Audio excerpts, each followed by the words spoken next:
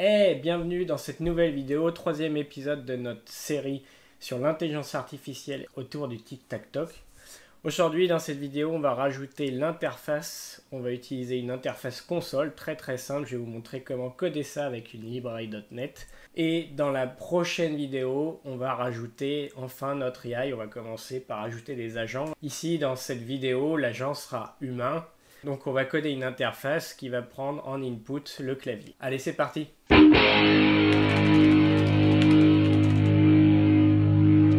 Alors dans cette vidéo, je vais utiliser une librairie qui s'appelle Spectre Console pour être précis. C'est une librairie qui va vous permettre de faire pas mal de petits trucs. Vous avez un petit résumé sur cette capture. On peut colorer le texte, on peut faire des tableaux, on peut faire du markup. On peut faire quand même pas mal de choses, y compris redessiner l'interface en live, et ça c'est quand même pas mal. Nous, ce qu'on va utiliser, c'est le tableau, qui est déjà assez évolué, mais on va simplifier beaucoup. On va juste dessiner notre grille, et on va aussi utiliser le prompt de sélection pour sélectionner la position qu'on veut jouer. On utilisera aussi quelques markups de texte, trucs très basiques. Donc, je retourne sur ma solution de la dernière fois. On a notre tic-tac-toe. Et actuellement, si je lance le programme, il ne fait absolument rien. En fait, il va boucler à l'infini. Il ne va rien se passer. Donc, il faut qu'on code quelque chose ici pour faire fonctionner notre programme. Ce que je vais faire, c'est que je vais commencer par ajouter mon package. Je vais chercher Spectre Console. Hop, qui doit... qui est ici. Voilà, on va installer la dernière version. Et on va pouvoir commencer à coder notre interface. Je vais supprimer tout le code. Je vais revenir sur un programme plus classique avec une classe que je vais appeler programme. Hop, et dans cette classe, on va retrouver notre main. Ok. Dans ce main, je vais créer d'abord l'instance de mon tic-tac-toe. Et je vais commencer par dessiner l'interface. On va dire qu'on va créer une méthode qu'on va appeler renderGame. Et qui va prendre évidemment l'instance du jeu. Ok, on va créer cette méthode. Tac. Méthode statique. Dans cette méthode, on va gérer les deux états. Soit la partie est in progress, soit la partie est terminée. On va commencer par le in progress. Je vais recoder à peu près la boucle de l'autre jour. Donc je récupère mon état. Tant que l'état est in progress, je vais faire un render de in progress. Donc hop, render in progress. Et je vais passer non pas la game, mais justement l'état in progress. Ok, on va générer cette fonction. Oups. Hop, la fonction est là. On va vouloir dessiner la grille actuelle. Donc déjà, il faut récupérer la grille. Et pour ça, c'est très simple. Dans in progress, on a notre historique. Et l'historique nous permet de faire un getGrid. Hop, et je récupère ma grille. Ok. Je vais appeler une fonction de Spectre, nConsole, hop, qui va effacer l'écran. Avant de faire le moindre rendu, je vais effacer l'écran. Voilà, c'est un choix. Et ensuite, je vais faire le rendu de différentes étapes. Je vais d'abord afficher le nom du joueur qui doit jouer, donc X ou Y. Donc on va se faire un petit render current player. Tac. Et je vais passer hop, le current player. Ok, pareil, on génère cette fonction. Dans cette fonction, je vais tout simplement afficher le player. Je vais dire c'est autour du player et je vais récupérer le nom du player actuel. Hop. Et ici, je vais créer une méthode qui s'appelle getPlayerName pour formater correctement le nom du player. En fait, on va changer la couleur. Hop. Et pour ça, j'ai une enum. Donc là, je peux faire un petit switch tout simple. Donc le player O, je vais l'afficher en rouge et le player X, je vais l'afficher en bleu. Et dans le cas où il n'y a personne, on n'affiche rien. Ok. Là, on a déjà écrit le nom du player et on peut peut-être essayer de compiler et voir ce que ça donne. Donc, hop, on va faire un .NET Run de notre projet. Je suis pas... Ok, je suis dans SRC. J'ai juste à faire ça. Ça m'efface la console et on voit que ça affiche Turn Player, mais très vite ça clignote, c'est normal. En fait, j'ai la boucle while qui tourne à l'infini. Il faut continuer et il va falloir que notre joueur puisse voir la grille actuelle et choisir quel mouvement il veut jouer. Donc, render progress, on a affiché notre player actuel. Étape suivante, peut-être afficher la grille. On va se faire une méthode renderGrid dans laquelle je vais passer tout simplement la grid que j'ai récupérée avant.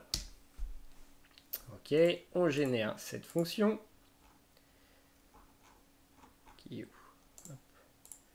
Générer la fonction. Ici, je vais utiliser un tableau pour afficher la grille. Et pour ça, je vais d'abord créer un tableau. Donc, l'objet table dans Spectre permet de créer un tableau. Je vais centrer le tableau. Je vais définir les bordures. Ce sera des bordures carrées et de couleur orange foncé. Pour l'instant, j'ai rien. J'ai juste défini le tableau. Ensuite, je vais rajouter des colonnes et des lignes. En fait, je vais utiliser sur le tableau, il y a un footer et il y a un header. Donc le header, évidemment, ce sera ma première ligne et le footer, la dernière ligne. Je vais créer le tableau, je vais travailler par colonne. Je vais commencer par la position en haut à gauche, puis au milieu à gauche, puis en bas à gauche, etc. Ce qui serait pratique, c'est que dans ma grille, je puisse avoir un indexeur par rapport à une grille de position et pas juste un i énumérable. Le i énumérable est très pratique aussi, mais ici, j'aimerais bien avoir un peu le comportement d'un dictionnaire. Donc finalement, ce que je veux, c'est un indexeur. C'est très facile à faire en .NET. On va le faire ici. Vous créez ce qu'on appelle un indexeur. Type de retour, du coup, ça sera le player. Est-ce qu'il y a un player ou pas à cette position? Et moi, je vais utiliser un indexeur de type grid position. Et ça, je vais faire un getter qui va me retourner tout simplement la valeur de mon dictionnaire. Hop, à cette position. Très facile à coder. Donc là, on a juste wrappé le dictionnaire et je vais pouvoir accéder à mon dictionnaire à partir d'une position. À partir de là, je vais créer ma première colonne.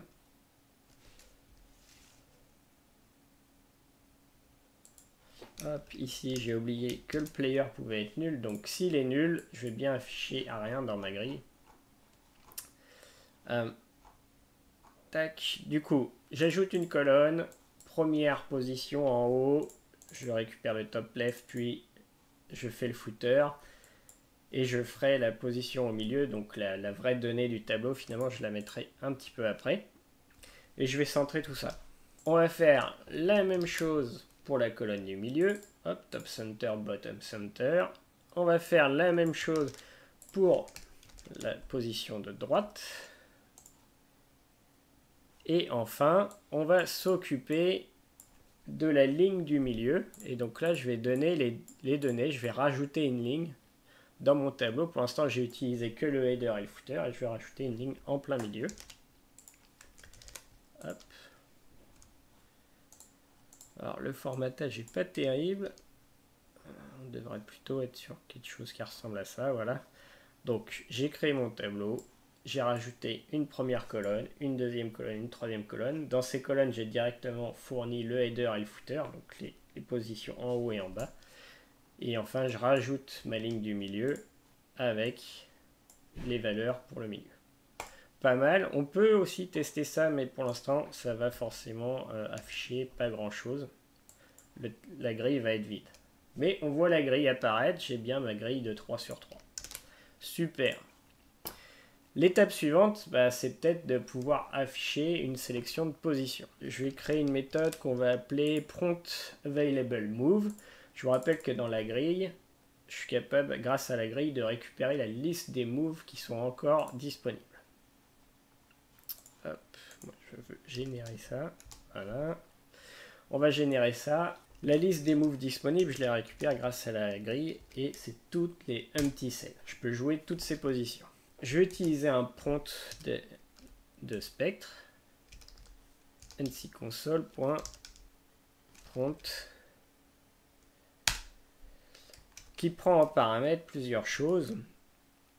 Et ici, ça va être, nous on va utiliser un new selection prompt qui va être de type string, ça va nous renvoyer une string. Hop. Et sur ce prompt, je vais définir les choix. Je vais déjà définir un titre. On va dire choose a position. Ok. Oups. Voilà, on va définir notre titre. Je vais aussi définir la taille de la page. Là, c'est très simple. Je sais qu'il y a 9 positions possibles. Donc, je vais lui dire affiche 9 éléments au maximum. Et enfin, affiche les choix. Et les choix, je vais les créer à partir de ma grille, mes cells disponibles. Et je vais transformer la position en toString, donc en chaîne de caractères. Et ça va m'afficher un prompt qui va être bloquant dans la console. Je peux déjà vous montrer ce que ça donne. Hop. Voilà. Ici, j'ai mon prompt. On va agrandir un petit peu. Je peux déplacer avec les flèches et valider avec entrée. Maintenant, il faut utiliser cette valeur. Donc ici, le prompt, en fait, me renvoie une valeur. On va appeler cette valeur de retour le selected move. Et moi, ce que je vais retourner, c'est la valeur en mode grid position. Donc, ce que je vais parser le move qui a été sélectionné et je vais retourner donc un grid position ici. Ici, j'ai pas du coup besoin de valider l'input de l'utilisateur parce que je lui donne que des positions possible et je sais que je vais pouvoir le parser, donc tout est préformaté, il n'y a pas besoin de validation supplémentaire. Ok, j'ai mon prompt qui a été affiché, je viens de retourner une valeur qui est un move. Ce qu'il faut faire, c'est dans le jeu pouvoir jouer ce move là en fait. Donc là je vais le retourner encore au dessus. Ici j'ai pas accès à game, donc je vais tout simplement faire un return de move.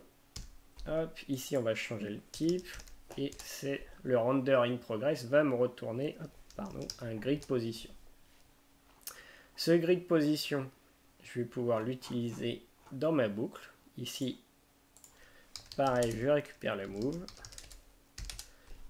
et je vais pouvoir sur ma game jouer ce move. Tac. Ok. Et là, on peut commencer déjà à jouer au jeu. Alors, on va close, on va relancer. Et je vais mettre, par exemple, bottom left. Hop. Et on voit que ça a bien affiché, ça a bien pris en compte. Mon player a changé, donc l'état de ma partie a changé. La liste des valeurs disponibles s'est rafraîchie. Hop. Et on peut jouer comme ça. Et ça s'est terminé puisque un des joueurs a gagné. Et en fait, le joueur X a gagné en mettant la position top left. Donc on a cette ligne qui n'est pas affichée puisque pour l'instant, on n'a pas géré la partie qui est terminée. Et c'est ce qu'on va faire tout de suite. Alors, hop, ici, on a fait while game state in progress. Je vais quand même vérifier l'état et caster en même temps. If game state is finish. Is game state.finish. Dans ce cas-là, on va faire tout simplement notre render de notre partie finie.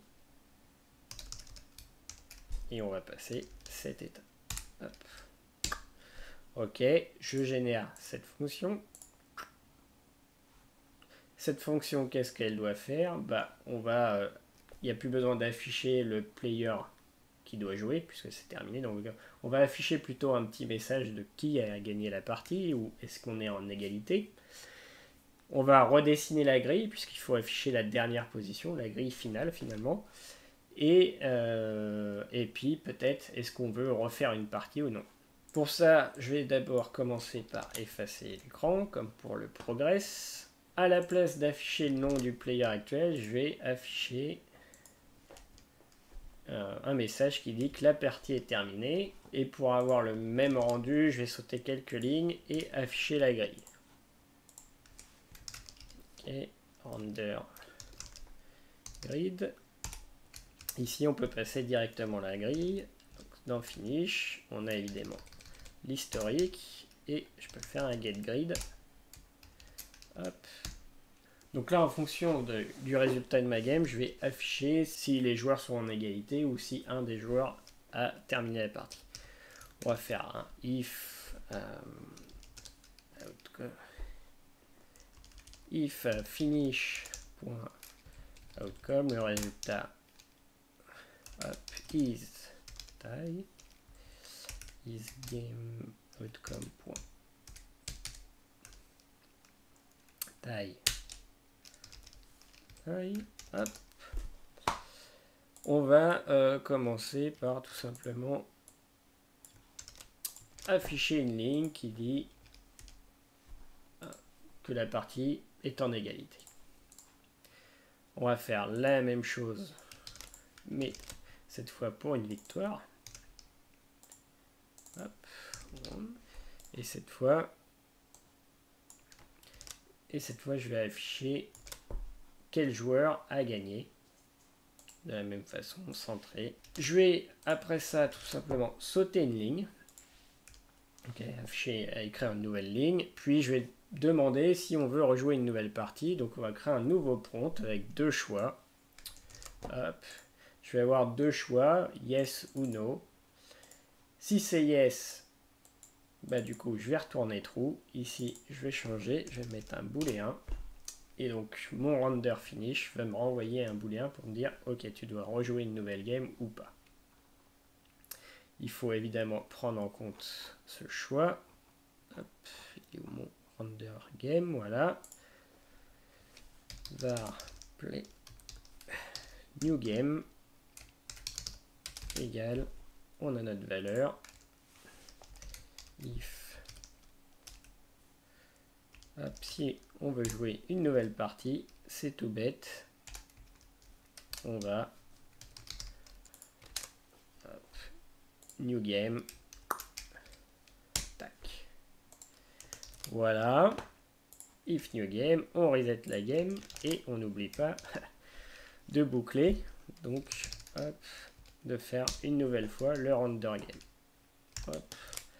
On peut recommencer. Voilà. Hop, hop, hop. Et la top left. Hop, le joueur X a gagné. Est-ce que je veux une nouvelle partie? Oui, et c'est reparti. On recommence, etc. Et on a notre interface. Et si je mets no, ça termine le programme. On a créé notre interface. Ici, l'agent, il est intégré un peu dans l'interface. Dans la prochaine vidéo, on va rajouter des agents. On va commencer par des IA vraiment bêtes et méchantes, random. Et puis on va aller au fur et à mesure à rajouter de l'intelligence artificielle, même si on va rester sur un niveau très très simple, puisque le jeu est très très simple. J'espère que cette vidéo vous a plu. Si vous ne voulez pas louper la prochaine vidéo, je vous invite à vous abonner à la chaîne. Et puis je vous dis à la prochaine fois. Salut!